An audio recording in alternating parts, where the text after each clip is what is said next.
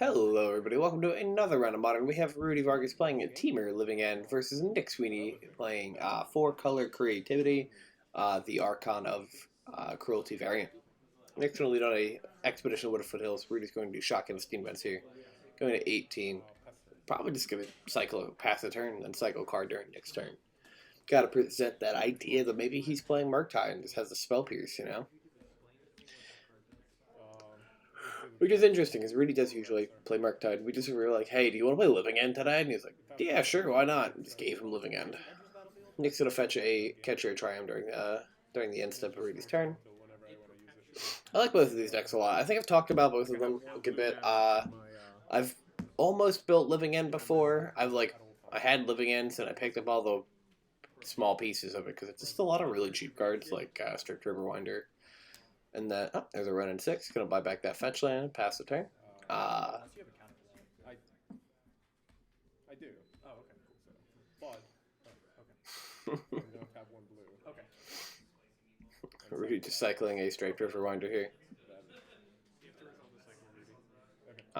Yeah, and I picked up all the small pieces, and then somebody's like, hey, do you have Living Ends? I really want to play this deck. And I was like, yeah, I'll sell you my Living Ends. And then I forgot to buy them.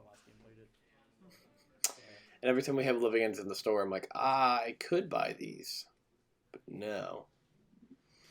Rudy dropping a Force Negation on that run in 6 here. Not letting Nick have the incidental value that comes with a 2-mana Planeswalker.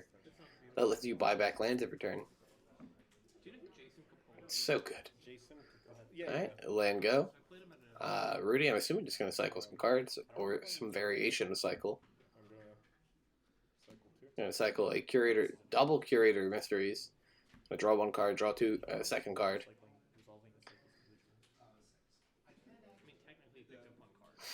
Going to draw 4 turn here.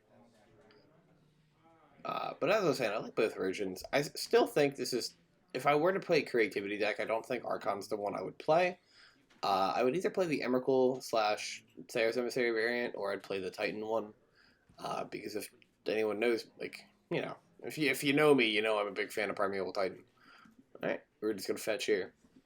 I just think there's a lot. I think the other 2 variants do more than the Archon version. Now, if you double Creativity into double Archon, you're pretty set, right? You're not losing the game. Or at least I would hope you're not. But if you Archon into Titan, you just usually kill them through Valakut, which is very hard to interact with when you actually have all mountains. Like how it's meant to be. If they were to use a Dryad, like Amulet Titan does, you out the Dryad, the Valakuts fizzle. If they just have a bunch of mountains, you're just taking damage. Alright, Rudy's going to cast a Shardless Agent here, which has a on-cast trigger of Cascade, which if you don't know what Cascade does, we're going to excavate the top cards of Rudy's deck here until we hit a card with a lower CMC value than Shardless Agent. Fun fact, there's only one card, multiple copies of said card, but only one card, and that is Living End. What Living End does is each player sacrifices the creatures on their board. Those creatures get exiled. And then you take all the creatures in you and your opponent's graveyards, and then both players will return them to their battlefield. So Living End primarily focuses on cycling big stuff like Strength Riverwinder, Curator Mysteries, the new Colossal Sky Turtle. That's a channel ability, not a cycle ability. There's some other stuff. I forget exactly which ones they're on now. Street Wraith. But a bunch of good stuff, a bunch of good big stuff, just like that. And just putting a lot of damage on the board. Ideally turn 3, sometimes turn 4. Sometimes at instant speed, because Violent Outburst is a card. And Rudy has 4, 8, 10, 15 power on the board. 2 flyers, a really big hexproof creature, and their small 3-mana friend. That's a play I can get behind. Nick is a little behind here. However, if he's able to draw for, or he went first, yeah. He's able to draw for turn, play a fetch land, go find Dwarven Mine, make the dude, and then creativity the mine away. There's a small chance he's able to Why are you sitting over there lying? beat. I'm gonna create a treasure token and What am I thinking of? Being able to beat the board. There's a little bit of miscommunication here. Yeah, there it is. I was gonna say Nick is Prismari commanding during Rudy's turn. Rudy thought it was during his turn. I'm scared. Hence the force of negation. But quickly resolved. If there's ever a benefit to be sitting there, it's small things like that. Though I definitely do end up missing some stuff. Like, you definitely had people like fetch with the wrong fetch the wrong land on camera, and I've missed it because I've like either been away or I don't pay terribly too much attention while recording. I do other stuff related to my job, but yeah. Alright, so we made a treasure token, and we're just going to scoop it up. Rudy's going to take game 1, which I feel like tracks at least game 1 for Living End versus the creativity decks, but we'll be right back with game 2, folks, in just a second.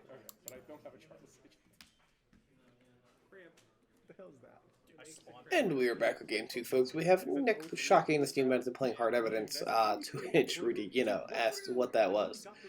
If you don't know, it is a common from Modern Horizons 2 that when you play it, you create a 03 blue crab token, and you investigate. So you get 2 tokens for the price of 1 mana. It's honestly a really cool card, and really effective at blocking Ragavan. It's always entertaining when we have like a creativity deck on stream, and then the Ragavan player is like, "Oh, there's a crab. There's a crab. What am I doing here?" We're just gonna play a Botanical Sanctum here and pass the turn. The real question is, will Nick attack with the crab to send the message? There you go. Because there is a rule about 03s. You must attack with them at least once in the game to send the message. The amount of times that I have swung with an Arboreal Grazer, turn 2. Let me know when you're ready to move to damage. Damage? Quite high. Quite high. Go ahead. Now, folks, I would like to mention that this is from our regular weekly locals, who I do not have deck lists available, and that does go for every regular local. If you're wondering if if you're like, oh, hey, I wonder if this is a regular local or a 1K, you can always check the description. If the description's like, oh, this is from our weekly Modern tournament, it's just a local. If it says something about like a special tournament, that means it's from our 1K, which means I do have deck lists, or I can have deck lists for that.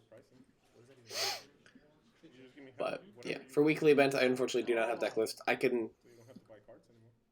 It's hard to retroactively track people down and be like, hey, can I have your deck list from Monday?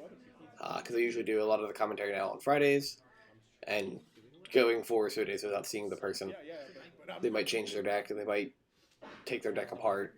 But basically every deck that we have in the store, like out of the people who play, a lot of it's stock deck lists. So it's something that, like, if you go to MTG Goldfish, you'll be able to find what people are playing. Alright, we're just going to cycle a Street Wraith here and draw a card in response to the crab attack. Dude, how, like, look at those things. Those are sharp. Effectively making so that crab did 2 damage. He gives hugs. Nick not doing terribly much here. I mean, it's kind of Actually, sitting with some lands and chilling. Oh, okay, yeah, do damage? Yeah, go ahead. I'm not doing anything else this turn. Sure. Oh, by the way, I beat Margit, and then I went through the castle, then I got to Godfrey, and then I stopped playing. Alright, Rudy's going to draw for turn here. Found a way to go around the castle. Then I got this Rudy not with the greatest start himself. I mean, he only has 1 creature in the yard. Living into the deck that thrives on the idea of having a bunch of things in the graveyard. A bunch of really big things. You just go smack and kill your opponent. You learn one line, and it usually most of your games. What is it? Tiger?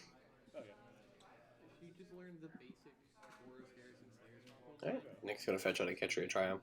Folks, are you playing either of these decks? What are you playing in Modern right now? Talk to me. Are you enjoying the format as it is? Do you think there's anything that needs to be addressed? Or are you just kind of like biding some time and chilling?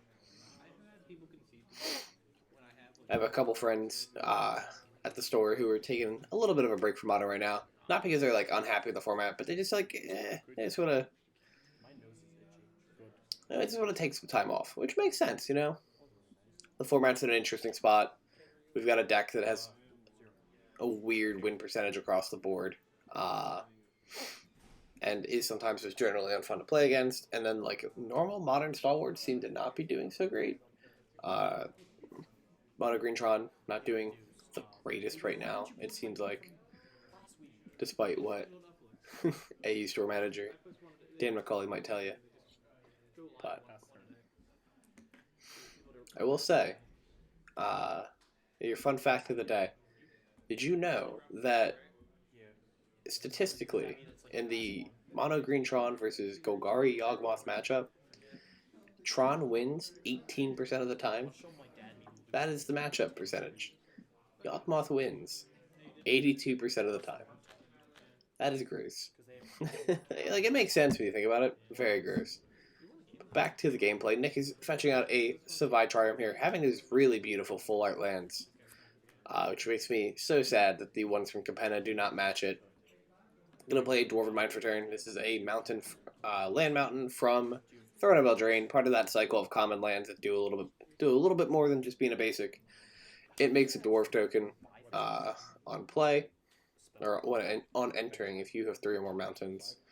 And then we're going to cast Indomitable Creativity for X equals 2. So we're going to target 2 things. And I imagine Rudy is not letting that resolve. If he has a Force of Negation, that card is getting counterspelled quite quickly. Though I think Living Out also sideboards cards like Mystical Dispute, because it being 3 CMC means it does not get hit by Cascade, or cannot be hit by Cascade, and then it does become cheaper, however. I don't know if they cite any other counter magic.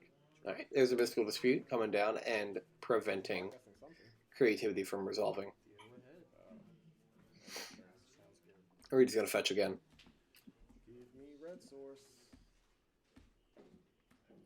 I would say the awkward-ish thing I've seen with Living End is, so the other like premier Cascade deck in the format, Crashing Footfalls, is able to suspend the Crashing Footfalls if you draw them. Living End can't really do that because since it is basically a teamer deck. Now they do rely on like Grief in the main board to just evoke off of, and then it's pitched to Living Ends.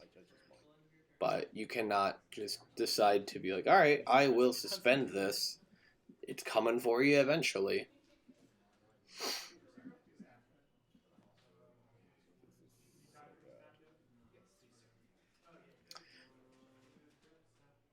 What's your favorite flavor of chicken nugget? Alright, so we're going to turn 5 here for effectively both players. This is Rudy's turn 5. Not a spot the Living End usually makes it to. Usually the game's over a turn or 2 earlier, but... Because they're worse. Alright, tapping 2 mana to channel a colossal Sky Turtle, returning the crab token to Nick's hand. You mean my companion?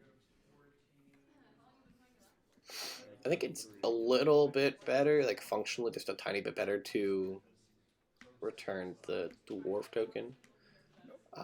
Was that 3 griefs in a row? Jesus. Or it could have been an Otawara and 2 griefs. I know my coworker who Rudy borrowed the deck from does play Otawara in the deck. Your dwarf is. Oh, is it? Unfortunately, yes. So while quite a small Living End, it's still a good amount of damage on the board, because it's, Pass turn. I want to say 13. I forget how big the turtle is. Is it a 6/6? CMC is that stupid? 5. Yeah. And then he's 3. Or she's 3. Nailed it. Colossal type. Yeah, 6/5. Close enough.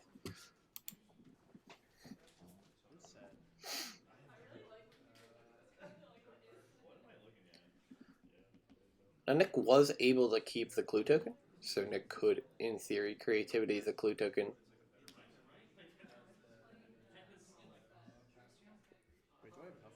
Are we going to Red. prismatic ending the Street Wraith? Hold on. White, blue, Red, black, red, green, blue, blue. green, black. Yeah, he can do that. He has all 5. That is 5. Haha, get out of here, Street Wraith. Nice. Go ahead. Okay. That's entertaining. My turn. I love that. I don't know if it's correct, but I love it. What?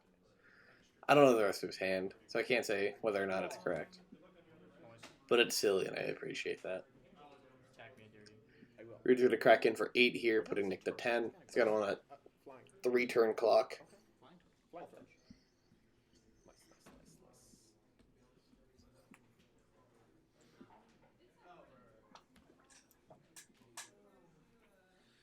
I'll get it. And I'll take it. He's going to fetch out and make another dwarf token.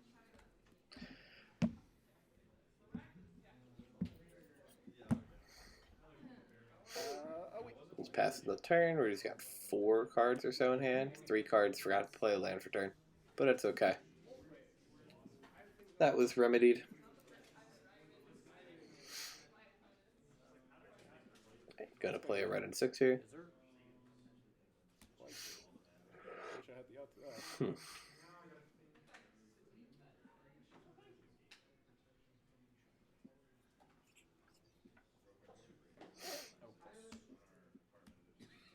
Into plus on a Steam Vents here. Tapping 3 Prismatic ending. or prismatic ending on the Shardless Agent. Wait. But wait. Okay, that's good. I wanted to pick it up with the prismatic. Having a little interesting demonstration. Nick wanted to pick it up, I guess, like a spatula and place it in the exile. You know that Colossal Sky Turtle has a ward effect on it? It has ward too. Did not know that. Like quick sell it when I went to go check the power toughness. Go ahead. I think I just went Honestly, such a good card for that deck. giant turtle. Casting him? 1. Okay. Enough. I am going to evoke grief. This is a black card, I'm right? going to evoke Grief here. That's great. Is it Taking a card that we did not get to see. Okay. It's Because I guess it was the only card left in Nick's hand. swing for 6. Going to attack in. At your face. Put Nick to 3. Just giving Ren a quick read to see when the ult is. The ult is a -7. Okay. The only reasonably costed part of that card. Top deck. Yeah, pass turn, bro. In fact, she's a 2-mana planeswalker. Absurd. Alright, draws a fetch land. Fetch land is not going to do it for Nick here, so it looks like Rudy is going to be winning the game here. However, Nick can crack his clue token, so maybe we can draw into a creativity. Oh, yo. Such a good play, bro. Draws a Teferi Time Raveler, which gets immediately hit by a Force of Negation. I will respond to sacrifice my Arid Mesa. Nick's just going to crack the fetch in response, and I assume Nick is going to shock himself and take himself out on his own terms, just like he did last week. Or 2 weeks ago. Whenever he was on camera last time. Alright, folks, that is going to be Rudy Vargas taking it 2-0 with Temur Living End over 4-color creativity featuring Archon of Cruelty. Thank you for watching. If you'd like to like, comment, subscribe, all that fun stuff, we will be doing a giveaway for a new... I hit the mic. A new competitive pre-release kit. That video will be going up pretty soon. But, again, thank you for watching. Have a great day.